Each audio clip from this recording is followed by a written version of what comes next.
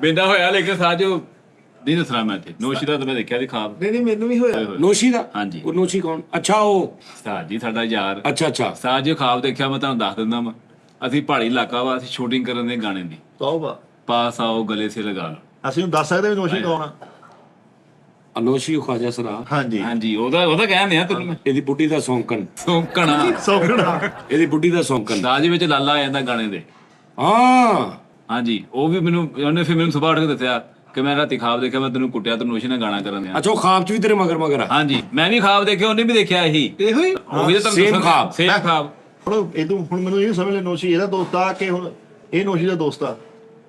ਤਾਂ ਜੀ ਇਹ ਹਕੀਕਤ ਆ, ਮੈਂ ਇਹੀ ਕਹਿ ਰਿਹਾ ਕਿ ਲਾਲੇ ਨੇ ਵੀ ਉਹੀ ਖਾਬ ਦੇਖਿਆ ਤੇ ਮੈਂ ਵੀ ਉਹੀ ਦੇਖਿਆ। ਉਹਨੇ ਉੱਠ ਕੇ ਮੈਨੂੰ ਦੱਸਿਆ ਕਿ ਤੁਸੀਂ ਰਾਤੀ ਗਾਣਾ ਮੈਂ ਕਰਨ ਸਮਝ ਦੇ। ਗਿਆ ਜਿੱਦਾਂ ਤੂੰ ਖਾਬ ਦੇਖ ਰਿਹਾ ਸੀ ਨਾ, ਲਾਲੇ ਦੀ ਬਿਲਟ ਉੱਥੇ ਖੁੱਲੀ ਸੀ ਤੇ ਖਾਬ ਉਧਰ ਹੋ ਗਿਆ ਮੋਬਾਈਲ 'ਚ। ਇਨਫਰਾਰੈਡ। ਹਾਂ ਇਨਫਰਾਰੈਡ ਹੋ ਗਿਆ।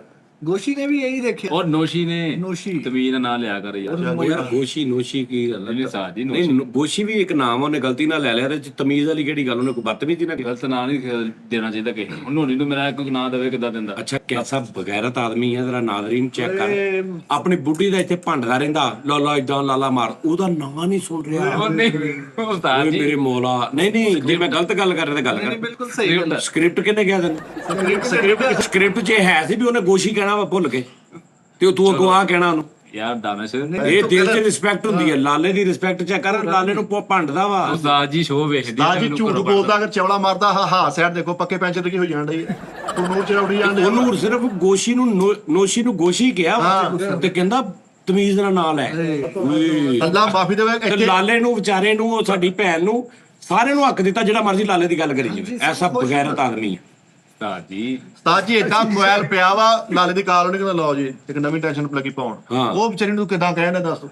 ਤੇ ਇੱਧਰ ਜਿੱਧਰ ਉਸਤਾਦ ਜੀ ਨੇ ਗੱਡੀਆਂ ਨਹੀਂ ਖਿਲਾ ਰਹੀਆਂ, ਕਿੰਨੀਆਂ ਸੇਕ ਆ ਉੱਥੇ ਵੜ ਕੇ ਨੋਸ਼ੀ ਦੀਆਂ ਗੱਲਾਂ ਸੁਣਨ ਦੇ।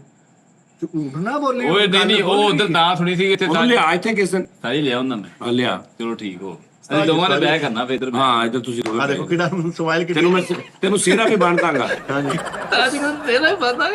ਆਹੋ ਉਹ ਤਾਂ ਸ਼ਰਮ ਕਰੀ ਦੀ ਕੋਈ ਆ ਕਰੀ ਦੀ।